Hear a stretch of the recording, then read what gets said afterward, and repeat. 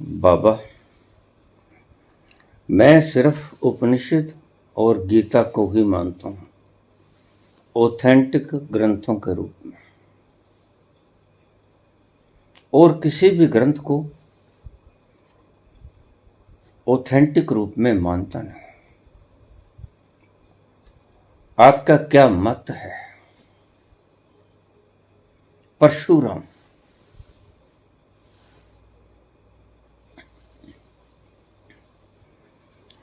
इसी प्रश्न से ही, पूछने के ढंग से ही, शब्दावली से ही समझ आ गई कि तुम क्या हो।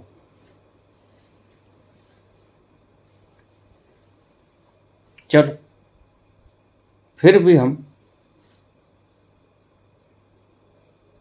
तुम मानते हो कि उपनिषद ही सर्वश्रेष्ठ ग्रंथ है, गीता ही सर्वश्रेष्ठ ग्रंथ है, तो ठीक, मुझे एक बात का जवाब दोगे? उपनिषद का, किसी भी उपनिषद का कोई भी शब्द तुम उठा लो, क्योंकि अगर तुम मानते हो तो कम से कम पढ़े तो होंगे। उपनिषद का कोई भी, किसी भी उपनिषद का, वैसे तो 200 उपनिषद हैं, उनमें से भी 108 उपनिषद मुख्यतः माने गए हैं, लेकिन उनमें से भी 10 उपनिषद विशेष मुख्यतः माने गए हैं। तो उन 10 उपनिषदों में से किसी भी उपनिषद का कोई भी वाक्य उठा लो। एक ऐसा ही व्यक्ति मेरे पास पहले भी आया था। मैंने उसे कहा, महानुभाव, कोई एक शब्द उठा लो। क्या करोगे बाबा? आप शब्दों को उठाओ तो सही, किसी भी शब्द को, किसी भी उपनिषद के किसी भी शब्द को उठा लो, ऋचा को उठा लो।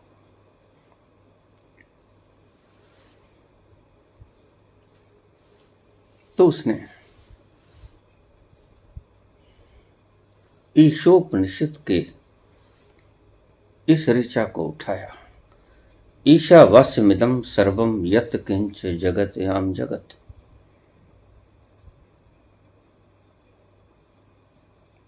इसका अर्थ क्या है मित्र? इसका अर्थ क्या है? ईश्वर इस जगत के कण कण में विद्यमान है, ठीक, यही है ना? अन्यथा तो कोई अर्थ नहीं है, नहीं?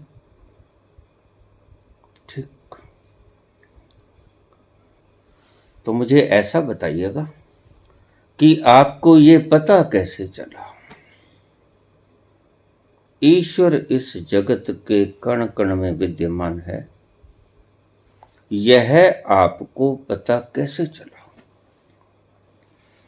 उपनिषद के ऋषि को तो पता चला होगा, वो तो लिख के चले गए। आपको ये पता चला कैसे?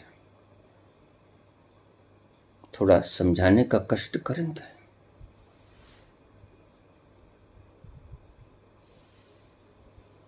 उनकी जीभ सूखने लगी, आंखें ठहर गईं, बंद कर ली आंखें, खोपड़ी घूम गई।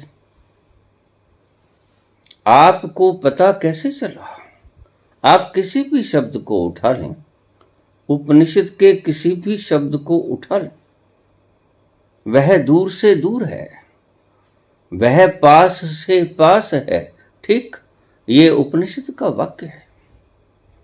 आपको पता कैसे चला कि वह दूर से दूर है और वह पास से पास है? आप कैसे कह सकते हैं कि उपनिषद सर्वश्रेष्ठ कृति है आध्यात्म की? जीवा तालू से लग गए,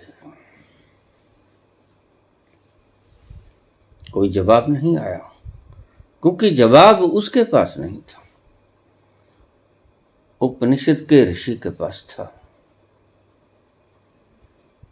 और हद की बात है, जो ऋषि अनुभव से ये ऋचाएं लिख गए, उनके अनुभव को आप स्वयं का अनुभव मानकर, जानकर बोलते तो बड़ा शुभ था।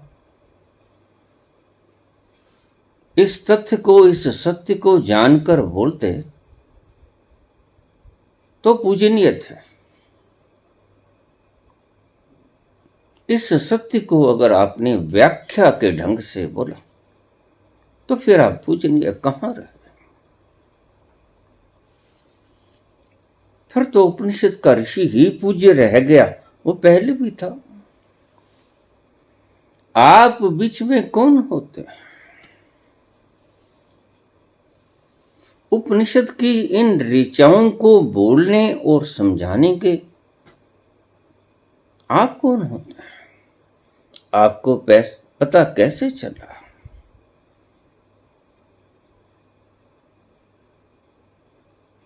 वह एक ईश्वर इस जगत के कण कण में विद्यमान है। He is omni present. आप कैसे जानते हैं? और देखिए, ऐसे ही लोग आज भरे पड़े हैं, और ऐसे ही लोग विद्वत्ता के क्षेत्र में अपने आप को अग्रणी मान रहे हैं, जिनको महज इनके अर्थों का पता है। और अर्थ बुद्धि से आते हैं, अर्थ अनुभव से भी आते हैं। लेकिन अनुभव में तो ये महान पुरुष कहते हैं कि ऐसा कुछ होता तो नहीं, एनलाइटनमेंट नहीं होती। एक भद्र पुरुष ने पिछले दिनों मुझसे पूछ लिया, एक सत्य पुरुष बोल रहे हैं कि एनलाइटनमेंट नहीं होती, आपका क्या ख्याल बाबा? मैंने कहा वो ठीक ही कहते होंगे, ऐसा जानते होंगे तो कहते होंगे, ऐसा मानते होंगे तो कहते हैं, तो फिर गलत कहते हैं।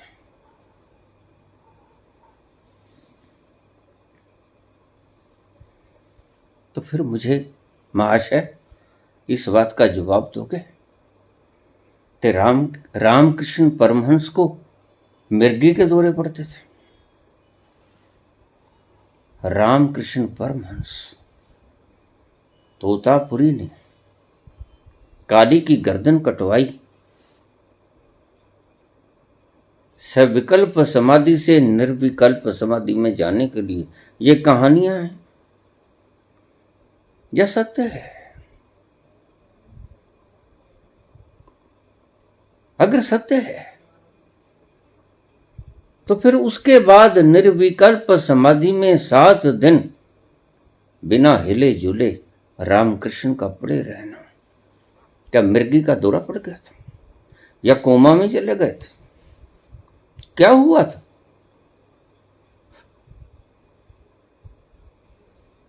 और बाबा नानक अमावस्या की वो रात नदिया में उतर गए, खो गए।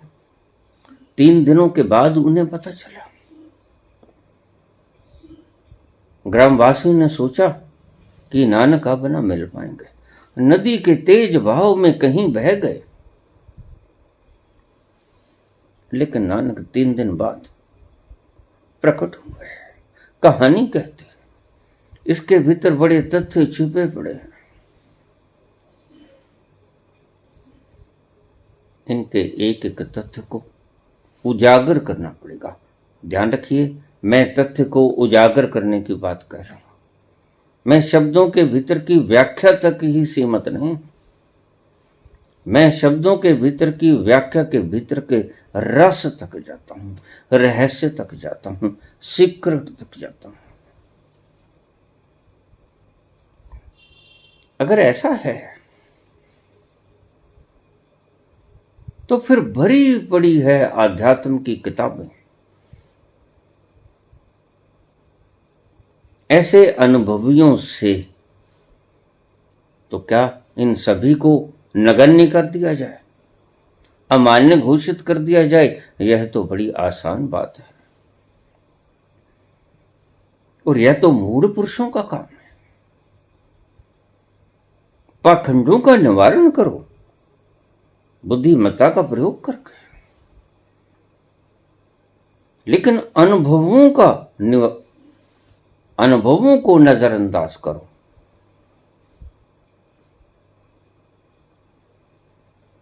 यह तो एक गलत परंपरा हो गई। बाबा नानक और महावीर को क्या हुआ? 12 वर्ष के बाद कैवल्य की प्राप्ति हुई। बुद्ध को 6 वर्ष के बाद निर्वाण प्राप्त हुआ। ये सब क्या था? क्या एक व्यक्ति आज तय कर लेगा? एक व्यक्ति नीच से आज तय कर लेगा कि गॉड इज डेड? एक व्यक्ति मार्कस आज तय कर लेगा कि परमात्मा है नहीं? बाकियों का क्या होगा? जो उस तल पर पहुंचे, जो उन्होंने वो रस पिया, कबीर का क्या होगा?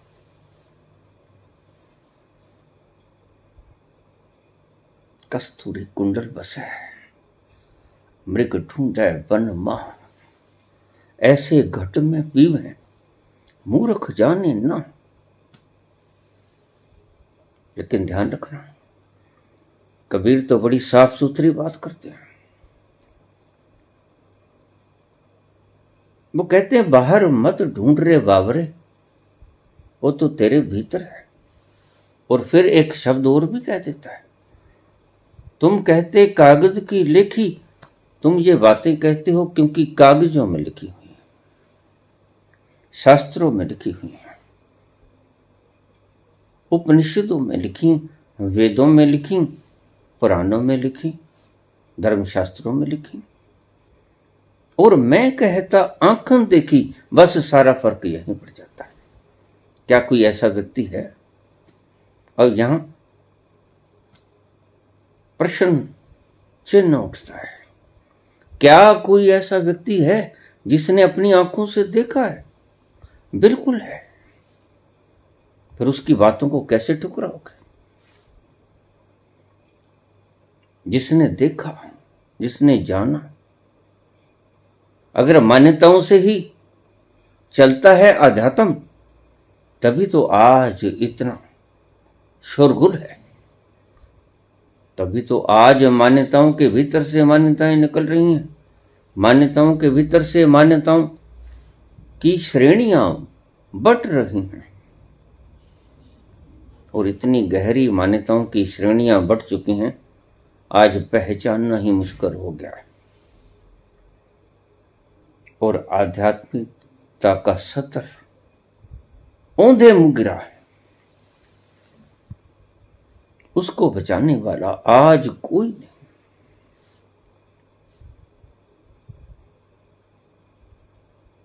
अगर आध्यात्मिकता का सत्यात्मक रहस्य बोलने वालों के मुख बंद कर दिए जाएंगे, तो ध्यान रखना, पाखंडियों के शब्दों से चलेगी ये दुनिया आध्यात्म की। और मैं पाखंडी कैसे कहता हूं? मैं पाखंडी मात्र एक व्यक्ति को कहता हूं। इसी से आप समझा, जो जानता तो है नहीं, जो सिर्फ मानता है वह पाखंडी, और अपने मानने को ही व्याख्याकृत करता है, वह पाखंडी। अब जिसने भी ये बात मानी कि सिर्फ उपनिषद और गीता, ये दो ही ग्रंथ हैं जो कि सर्व गाहे हैं। सभी को इनका ग्रहण करना चाहिए। ना मैं उपनिषद के, ना मैं भगवत गीता के परे नहीं, बल्कि अक्सर गीता और उपनिषद की ऋचाएं और श्लोक मैं उठा ही लिया करता हूं। लेकिन फिर क्या हुआ, अगर गीता में ही समझ जाएगी सारी बात, तो जो लोग गीता को नहीं समझ पा रहे, जो लोग उपनिषद की इतनी गहराइयों तक नहीं पहुंच पा रहे, उनका क्या होगा। और आपको पता है कि ऐसे लोग जो इन श्लोकों के अंतःस्थल की गहराइयों तक जा नहीं सकते, वो क्या करेंगे। और कोई मार्ग नहीं है भक्ति रस है, प्रेम रस है। और भगवान कृष्ण ने ही गीता में ये कहा है,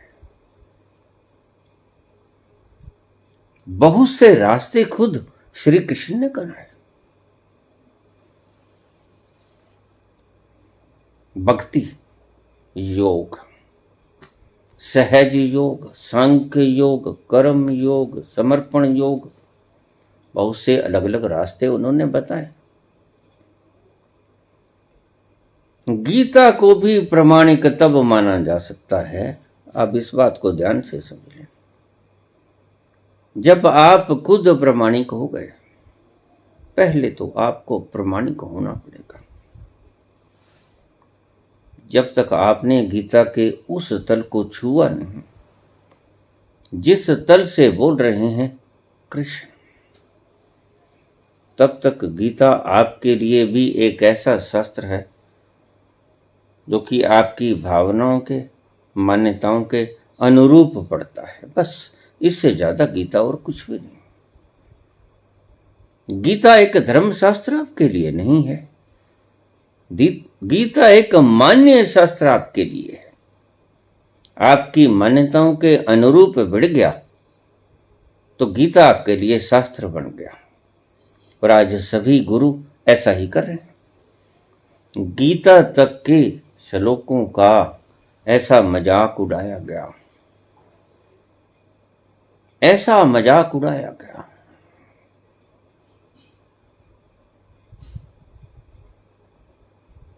शायद कृष्ण भी शर्मसार होंगे। अब भला कृष्ण जो बोले उनका अर्थ 300 प्रकार का तो कभी नहीं रहा होगा, ये तो आप भी समझदार हो।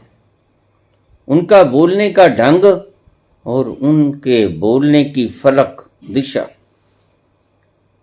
मात्र एक ही रही होगी।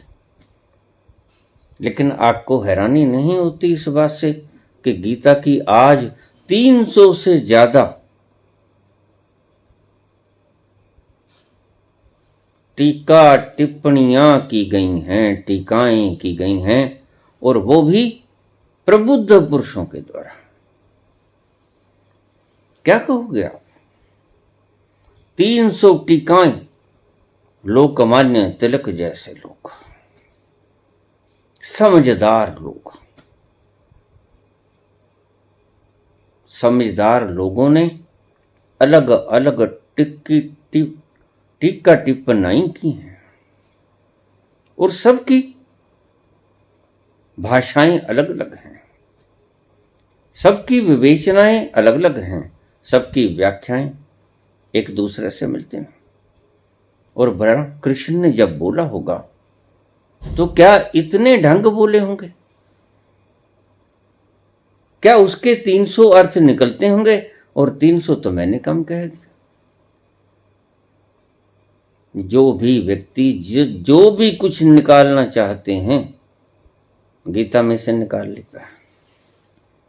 हिंसा निकलती है गीता से, और माओ निकाल लेते हैं।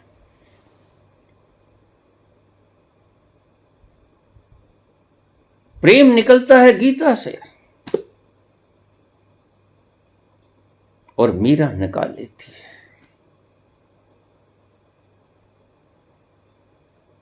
गीता से सब कुछ निकल सकता है।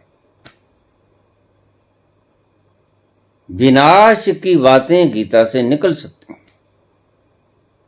और परम आध्यात्म के चरम शिखर गीता से तलाशे जा सकते हैं। तो फिर क्या कृष्ण ने इतने मरहलों से बोली थी गीता? नहीं। कृष्ण ने जब गीता बोली, उनके तीर के फलक का निशाना एक तरफ ही था, दूसरा कोई मतलब ही नहीं था। कृष्ण जैसा व्यक्ति मल्टी डायमेंशनल बोले, ये बात समझ में आती है। जो कहता है संशयात्मा विनश्यति, संशय यानी मल्टी डायमेंशनल, उसका विनाश हो जाता है, तो वह खुद संशयात्मक बात कहेगा। वह खुद ऐसी बात कहेगा जिसका मल्टी डायमेंशनल अर्थ निकलता है, निश्चित ही नहीं कहेगा। और कृष्ण ने कही भी नहीं। लेकिन बात तो कृष्ण के ऊपर टीका करने वालों की है। अगर कृष्ण कहता है अनन्याश्चिंतन तो माम ये जना परिपास्ते तेषाम नित्याभियुक्ता नाम योगक्षेमम वहाम्यहम्, तो क्या इसका अर्थ करने वाले ये शब्द बोल पाएंगे? अगर नहीं बोल पाएंगे तो क्षमा करें, कृष्ण के ऊपर मत बोले। अगर वो व्यक्ति जो टीका का भाष्य कर रहा है, गीता के ऊपर टिप्पणी लिख रहा है, वह व्यक्ति ये बात नहीं कह सकता सर्वधर्माण प्रत्यज्य मामेकम शरणम व्रज अहम त्वाम सर्व पापेभ्यो मोक्षयिष्यामि मा शुचः। अगर वह व्यक्ति कह नहीं सकता अपने अनुभव के आधार पर, देखा देखी, सोचा सोची, पढ़ा पढ़ी, लिखी लिखी के कारण नहीं, स्वयं के अनुभव और प्रगाढ़ता में जाने के कारण अगर कोई ऐसे शब्द बोल पाता है तो वह अधिकारी है। वह कह सकता है कृष्ण के इन शब्दों को, अन्यथा कृष्ण के शब्दों को कृष्ण तक ही रहने दो। अगर कोई व्यक्ति ये बात कह सकता है परित्राणाय साधूनाम विनाशाय च दुष्कृताम धर्म संस्थापनार्थाय संभवामि युगे युगे, अगर वो इसका अर्थ ही नहीं, इसका मौलिक तत्व भी जानता है, बेस का रूट भी जानता है, तो मात्र वही व्यक्ति गीता के ऊपर बोलने का अधिकार रखता है। वह बेहिचक बोल सकता है, अन्यथा कोई व्यक्ति टीका के भाष्य के योग्य नहीं है। गीता का टीकाकार होना या भाष्यकार होने का मतलब ये नहीं कि उसने गीता के भीतर का तत्व जान लिया है और उपनिषद के अर्थों का व्याख्या करने का भी ये कतई मतलब नहीं कि उसने ये जान लिया है कि वह दूर से दूर है, वह पास से पास है। ईश्वर इस जगत के कण कण में विद्यमान है और जिसने ये जान लिया है, भला ईश्वर इस जगत के कण कण में विद्यमान है, वह दो ही किताबों को क्यों सुनेगा? जिसने ये जान लिया, जिधर देखता हूं उधर तू ही तो, हर जर्रे में तू ही तो रूबरू है, वह भला दो किताबों को क्यों चुनेगा? क्या रास्ता बस यही बचता है परमात्मा तक पहुंचने का। विज्ञान भैरव तंत्र में भी 112 विद्या दी गई, तो ये सब व्यर्थ है, ये खोजें गलत हैं। क्या है फिर ये? अगर सिर्फ गीता और अगर सिर्फ उपनिषद स्वीकार योग्य है तो बाकी सभी अस्वीकार योग्य हैं। बुद्ध को ठुकरा दिया जाए, महावीर को ठुकरा दिया जाए,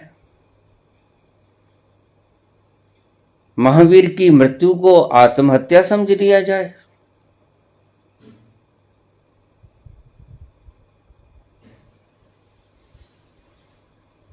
क्या करोगे इनका? मीरा के नाच को लोक नाच का खिताब दे दिया जाए।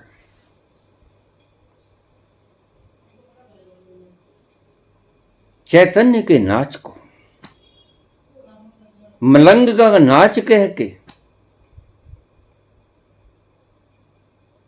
व्याख्यायित किया जाए। किस किस की उदाहरण दूं मैं आपको? हीरे गिनती में आते ही नहीं, इतने हीरे छाए हैं हमारे आध्यात्म के जगत में, इस आकाश में कोई गिनती है नहीं। किस किस को गिनोगे? किस किस को छोड़ोगे?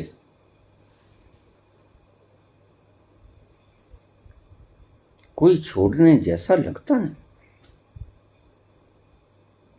सभी अपने अपने ढंग से पहुंचे और फिर उनकी जीवनियां बताती हैं, उनके जीने के अद्भुत ढंग बताती हैं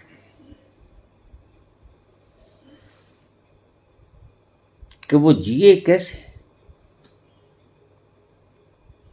एक व्यक्ति को 2 दिन भिक्षा न मिले, उसके प्राण कंपते हैं। और महावीर चाहते हैं कि अगर तुम, प्रकृति मां से कहते हैं कि अगर तुम मुझे जिंदा देखना चाहती तो मुझे मेरी शर्तों पे आज का भोजन मुहैया करा दे। प्रकृति लगातार उसे उसकी शर्तों पे भोजन मुहैया करती है और महावीर वर्षों तक जीवित रहते हैं। वक्त आता है, प्रकृति उसे भोजन मुहैया नहीं कराती, उसके शर्तों पे। उसके स्थानक में तो बहुत सी अंबार लगते हैं खाने के, खा लो महाराज, अब तो बहुत दिन हो गए, अब तो चला भी नहीं जाता, अब तो उठा भी नहीं जाता। अब ऐसे मत करो। आपको अपनी जरूरत न होगी, लेकिन हमें आपकी बहुत जरूरत है। आप कुछ खा लो। लेकिन महावीर कुछ नहीं बोलते। महावीर कहते हैं कि मां प्रकृति मुझे झेलाना चाहती है तो फिर मुझे मेरी शर्तों पे बस। और आखिर में उसकी शर्तों पर भिक्षा नहीं मिलती। और आज अगर आप इंटरनेट पे सर्च करके देखोगे महावीर कैसे मरे, तो आपको एक कारण मिलेगा, भूखमरी से मरे महावीर। हद हो गई। जिसके स्थानक के अंदर अन्न के, खाद्यान्न सामग्री के ढेरों भंडार लगे थे, वो भूखमरी से मर सकता है? नहीं, अवश्य ही कारण कुछ और है। देखने वालों ने तो वो भी देखा होगा जो असल कारण है, और देखने वालों ने वो भी देखा होगा और जिद समझ के छोड़ दिया होगा कि महावीर बड़े जिद्दी हैं। ये आपकी सोच है। और फिर मैंने तो सुना है संत, ऐसे संत ये कहते हैं कि एनलाइटनमेंट होता ही नहीं, तो फिर एनलाइटनमेंट के बिना पता कैसे चलेगा? ईशावास्यमिदं सर्वम यत् किंचित् जगति जगत। कोई ऐसा ढंग और है जिससे पता चल सके कि परमात्मा इस जगत के कण कण में विद्यमान, या कि बस ईशोपनिषद के इन शब्दों को पढ़कर ही मान लेने से पेट भर जाएगा, आत्मा में तृप्ति आ जाएगी? ऐसा है? नहीं, ऐसा नहीं। अगर ऐसा है तो फिर आध्यात्म को छोड़ देना चाहिए, लेकिन ऐसा नहीं है।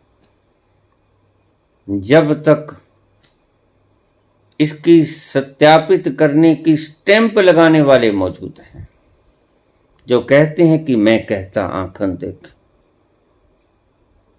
तब तक आध्यात्म का रहस्य कभी मरेगा नहीं। जो स्टैंप लगाते हैं, तुम कहते कागज की लिखी और मैं कहता आंखन देखी, वो स्टैंप लगा देते हैं अपने शब्दों में। मैं तो अपनी आंखों से देखा हुआ बतलाता हूं। तुम कागज से काली लकीरों को पढ़कर बोलते रहो, गुनगुनाते रहो, प्रवचन करते रहो, लोगों को सुनाते रहो, मुबारक हो। लेकिन ये सत्य है नहीं। काश सत्य इतना आसान होता, बिना ट्रांसफॉर्मेशन के सत्य मिल जाता। काश ऐसा होता। और कुछ इंफॉर्मेशंस को बढ़ाने से सत्य मिल जाता। काश सत्य ऐसा होता।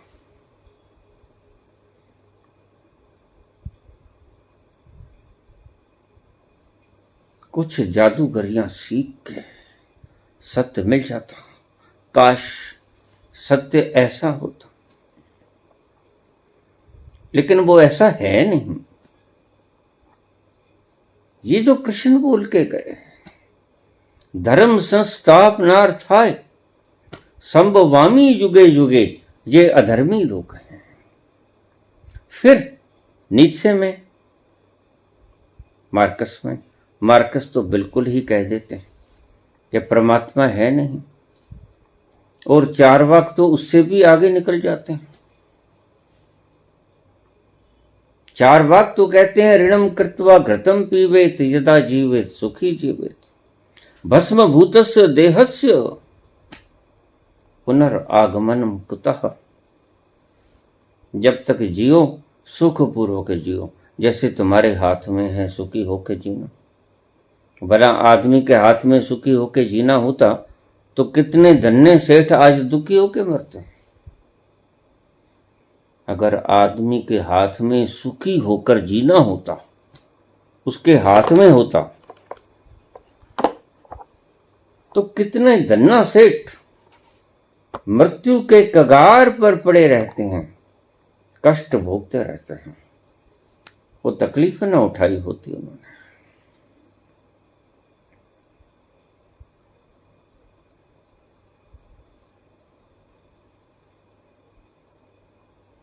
चार्वाक कहते हैं कि ऋण उठा लो, घी पी लो। जो देह भस्म हो गया, देने वाला कर्स, लेने वाला कर्स भस्म हो गया, वो कभी फिर से कभी पुनर्आगमनम कुतः, फिर से आता हुआ कभी किसी ने देखा है? नहीं देखा। जचती है बात, और तर्क की सभी बातें जचा करते हैं, और तर्क खोपड़ी की इजाद है।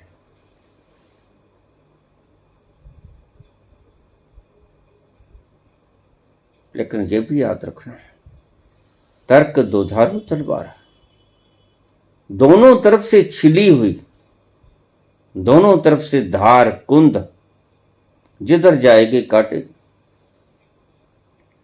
इसलिए तर्क के आधार पर दो ही शास्त्र हैं जो ग्रहणीय हैं, ऐसा कहना मूढ़ता ही है मेरी दृष्टि में। एनलाइटनमेंट होती ना, बिल्कुल वैसा ही शब्द लग रहा है मुझे जैसे मार्कस ने कहा परमात्मा है नहीं, माओ ने कहा कहां है दिखाओ, है नहीं, तुम्हारी इजाद है, मनुष्य की इजाद है। मार्कस ने कहा धर्म एक अफीम का नशा है, इस अफीम के नशे को तुम्हें खिलाकर घंटों तुम्हें बर्बाद कर दिए जाते हैं, तुम्हारी जिंदगी का सुख स्वाद छीन लिया जाता है। ठीक कहा, लेकिन अपनी दृष्टि से ठीक कहा, सत्य की दृष्टि से तो ठीक नहीं कहा, क्योंकि ऐसे भी लोग हैं जिनके पास खाद्य सामग्री मौजूद थी और जिन्होंने खाया नहीं, फिर उसको क्या कहोगे? ऋण की बात छोड़ो, ऋणम कृत्वा घृतम पीवेत, इसकी बात छोड़ो, उनके पास सब कुछ था, भूख भी लगी थी लेकिन खाया नहीं, उनको क्या कहोगे? क्या है पैमाना तुम्हारे पास? उनके जीवन को कसने का कसूटे क्या है तुम्हारे पास?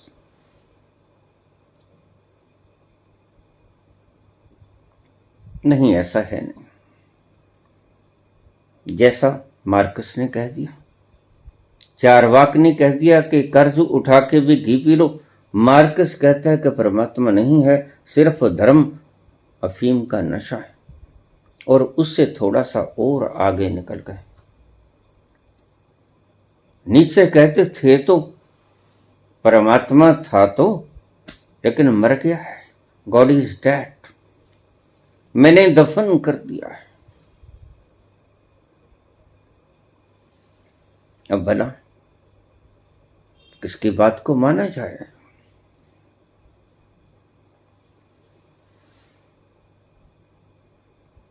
ये समाज सुधारक तो थे, लेकिन चारवाक तो समाज सुधारक भी ना था।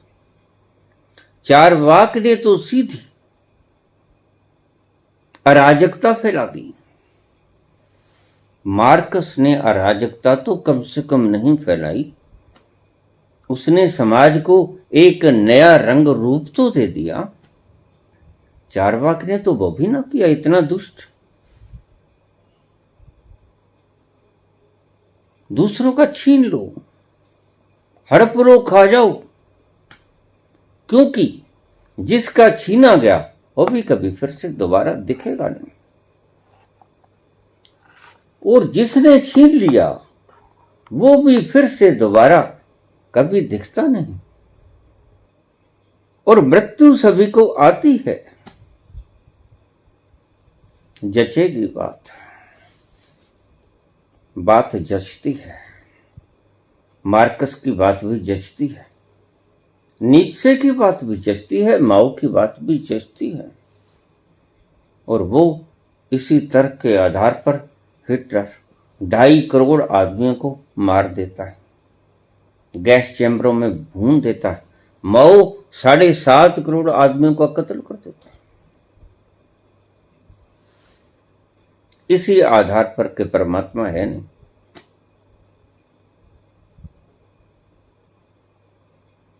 कमाल हो गई। अगर परमात्मा की व्याख्या आप ऐसे करने लगे तो बड़ी मुश्किल खड़ी होगी।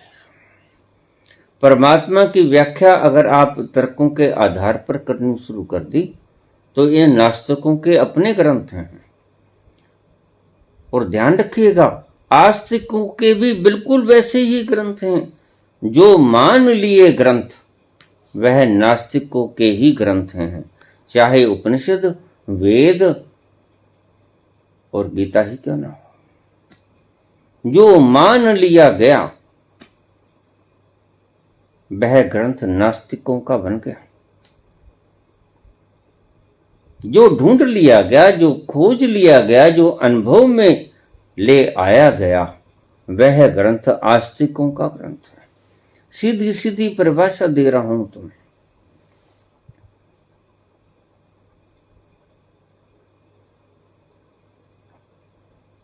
जो खोज लिया गया और पाया कि सत्य है, वह ग्रंथ है आस्तिकों का।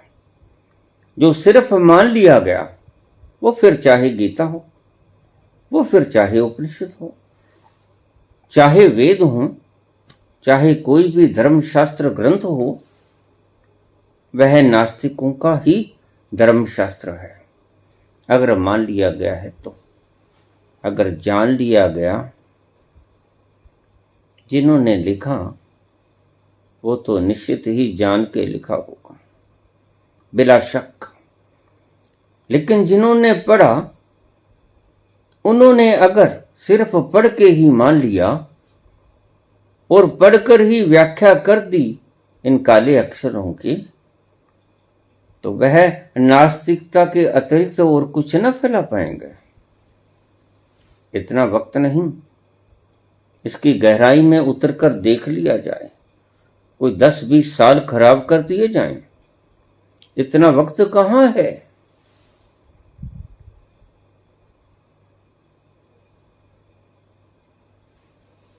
लेकिन काश ऐसा हो पाता है, ऐसा है नहीं।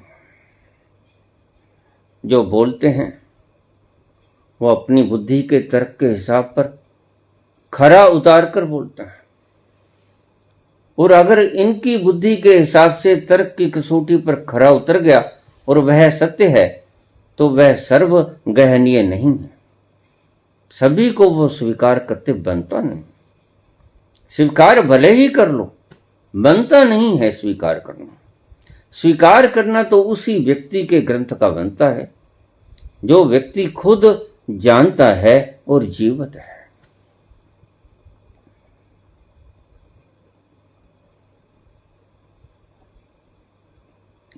जो जानता नहीं है और मानता है और जीवित है, उसके विचार ग्रहणीय नहीं है, क्योंकि वह जानता नहीं।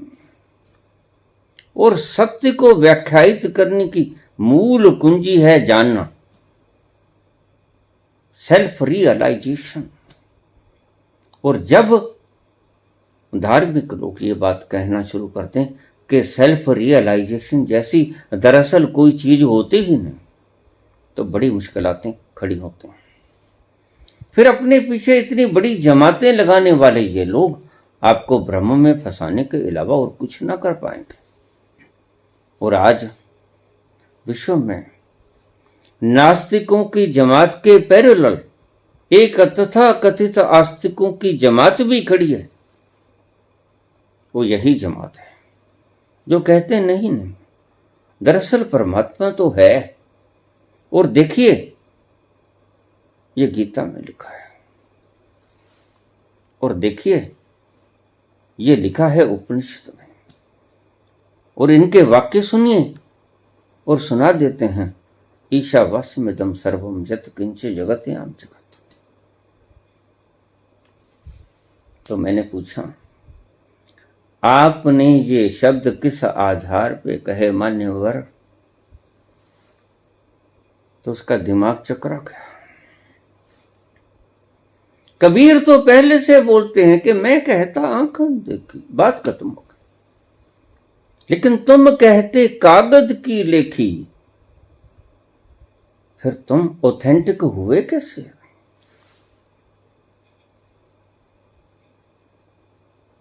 बात समझाने की चेष्टा कीजिएगा।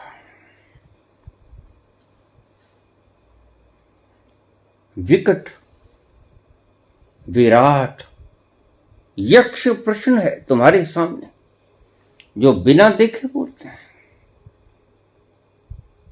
कबीर तो लिख के चले गए, और कबीर को पढ़ने वाले लोग आज वही कुछ कर रहे हैं जिनके बारे में कबीर ने बोला, तुम कहते कागज की लेखी।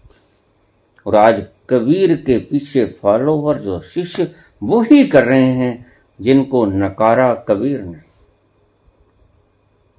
और मैं कहता आंखन देखी, तो ये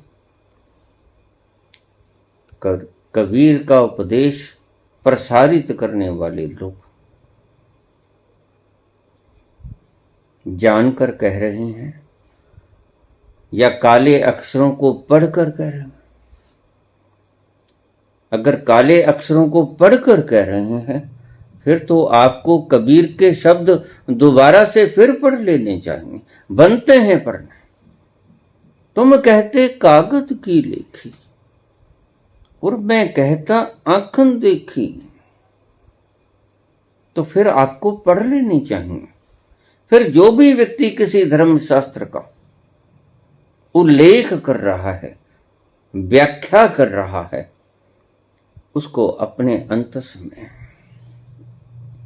उतर के देख लेनी चाहिए कि ये मैं अपने अनुभव से बोल रहा हूं या ये अनुभव फरीद का है, कबीर का है, नानक का है, बुद्ध का है, महावीर का है, मीरा का है, दया सहजू का है। ये अनुभव है किसका? ये शब्द हैं किसके जो तुमने चुरा लिए? अगर तुम्हें कोई जवाब नहीं आता, इसमें हमारा कोई दोष नहीं। कबीर का क्या दोष है? भला अगर तुम कहते हो कि ये मैंने देखकर बोला तो फिर तो ठीक। अगर तुम कहते हो कि मैंने सिर्फ पढ़ के बोला तो फिर तुम गलत, और इसका फैसला कोई नहीं करेगा तुम्हारे सिवा। तुम ही फैसला करने वाले हो। तुम्हें इतना ईमानदार होना चाहिए कि तुम अपना फैसला खुद करने में समर्थ हो सको कि शब्द मैं जो बोल रहा हूं कि उपनिषद ही सत्य हैं, कि गीता ही सत्य है, किस आधार पे कह रहा हूं? क्या गीता को पढ़कर खोपड़ी को तर्क की दृष्टि पर खरा उतार कर बोल रहा हूं, या उस सत्य के पैमाने पर खुद के अनुभव को खरा पाके बोल रहा हूं? ऋषियों के इन ऋचाओं को सत्य देखकर जानकर बोल रहा हूं, या ऋषियों के शब्दों को मात्र व्याख्यायित करने की दृष्टि से बोल रहा हूं? यह आपको आपकी आत्मा से ही जवाब लेना बनता है। आपको आपकी आत्मा ही बेहतर जवाब दे सकती है। आपकी आत्मा से ज्यादा और कोई व्यक्ति बेहतर जवाब दे नहीं सकेगा।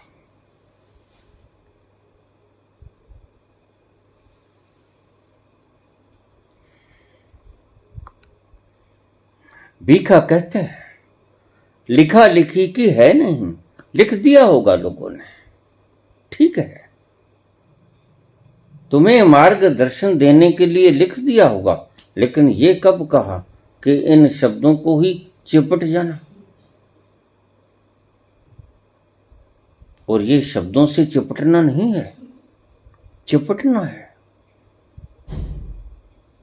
वो चाहे वेद के शब्द हों, चाहे उपनिषद के हों, चाहे गीता के हों, चाहे किसी भी धर्मशास्त्र के शब्द हों।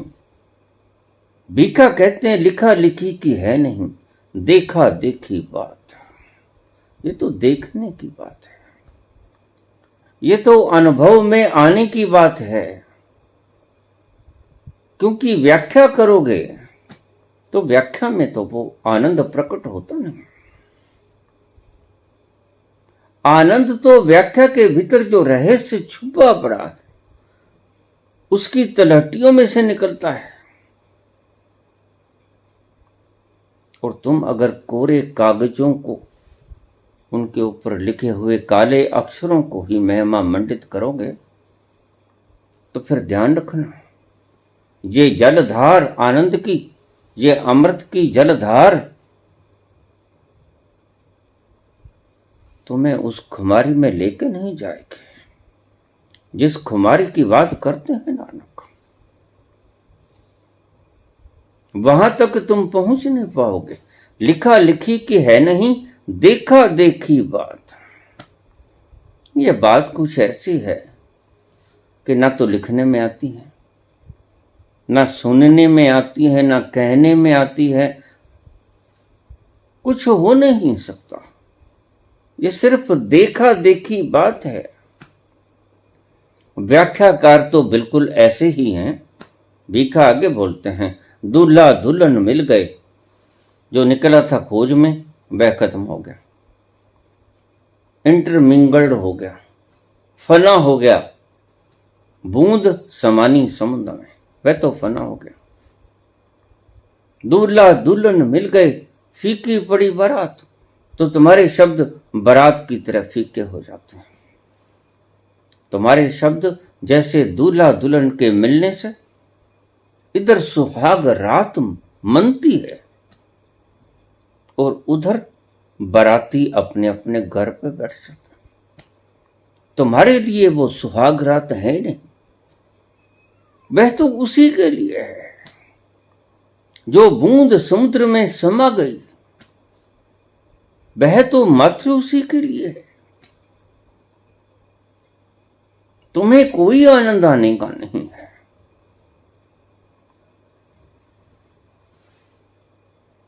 फीकी पड़ी बारात, तुम्हारी ये सभी बारातें, ये सभी शब्द कोरे कागजों पे लिखे हुए काले अक्षर रह जाते हैं, मात्र जीवन विहीन, मृत प्रायः, मृतवत पड़े रहते हैं। इनका कोई अर्थ लगता नहीं। जब तक तुमने देखा नहीं, लिखा लिखी की है नहीं, देखा देखी बात। दूल्हा दुल्हन मिल गए, फीकी पड़ी बारात, बारात को पीछे छोड़ दो। ये बात तो देखा देखी है, ये बात लिखा लिखी है ही नहीं, पढ़ा पढ़ी की बात भी नहीं, बोला बोली की बात भी नहीं। इशारे भी कहां वहां तक पहुंचते हैं जिसे तुम समझने की चेष्टा करते हो इस क्षुद्र बुद्धि से और इन क्षुद्र लिपियों के द्वारा। लिपियां भी क्षुद्र हैं और तुम्हारी बुद्धि भी क्षुद्र है, और तुम लिपियों से, क्षुद्र बुद्धियों से समझने की चेष्टा करते हो। काश तुम्हें मिल जाता, मिलेगा नहीं, भीतर ही उतरना पड़ेगा और कोई ढंग नहीं। देखा देखी बात